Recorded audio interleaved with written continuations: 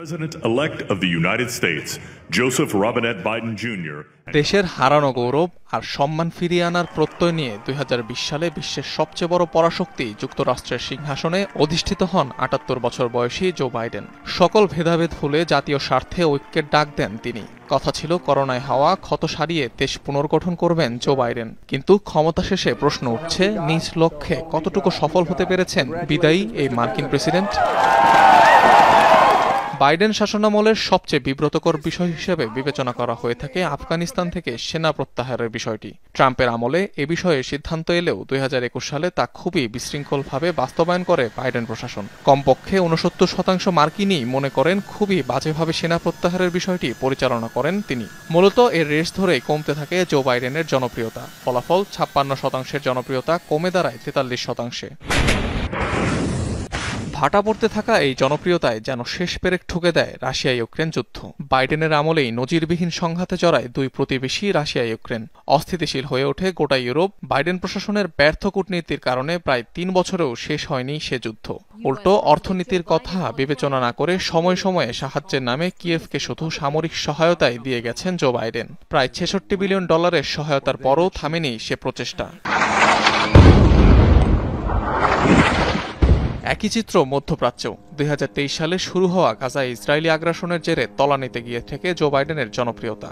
সর্বশেষ জরিপ অনুযায়ী যার পরিমাণ মাত্র ৩৬%। তবুও ইসরায়েলের আত্মরক্ষার অধিকারের নামে নিরীহ ফিলিস্তিনিদের ওপর চালানো হত্যাযজ্ঞের যেন বৈধতায় দিয়ে গেছে বাইডেন নেতৃত্বাধীন প্রশাসন। হামাস নির্মূলের নামে অবরুদ্ধ উপত্যকায় প্রায় ৪৭,০০০ মানুষ নিশ্চিহ্ন হলেও থামেনি তেল আবিবকে ওয়াশিংটনের অস্ত্র সহায়তা। বরং রেকর্ড পরিমাণে বেড়েছে বাইডেনের ইসরায়েল প্রীতি।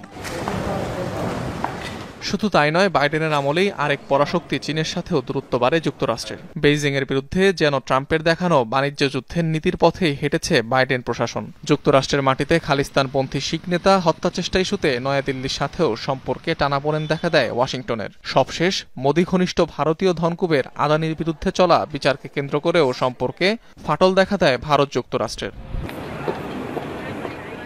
সীমান্ত নীতির কারণেও গেল ৪ বছরে ব্যাপক সমালোচনার জন্ম দেন জো বাইডেন। তার আমলেই যুক্তরাষ্ট্রে অস্বাভাবিক হারে বেড়েছে অবৈধ অভিবাসন, বেড়েছে অভিবাসনজনিত অপরাধের ঘটনাও। এবারের নির্বাচনে ডেমোক্রেটদের পরাজয়ের অন্যতম কারণ হিসেবে দেখা হয় এই বিষয়টিকে। শুধু তাই নয়, অর্থনৈতিক খাতেও ব্যর্থতার পরিচয় দিয়েছেন জো বাইডেন। মূল্যস্ফীতি নিয়ন্ত্রণে সফল হতে পারেননি বাইডেন কমালার প্রশাসন। ক্ষমতার প্রথম ২ বছরে ৯.১% পৌঁছায় যুক্তরাষ্ট্রের মূল্যস্ফীতি। এছাড়াও বাইডেন আমলেই বেড়েছে সরকারি ঋণের পরিমাণ, রেকর্ড পরিমাণে ছাড়িয়েছে বেকারত্বের হার।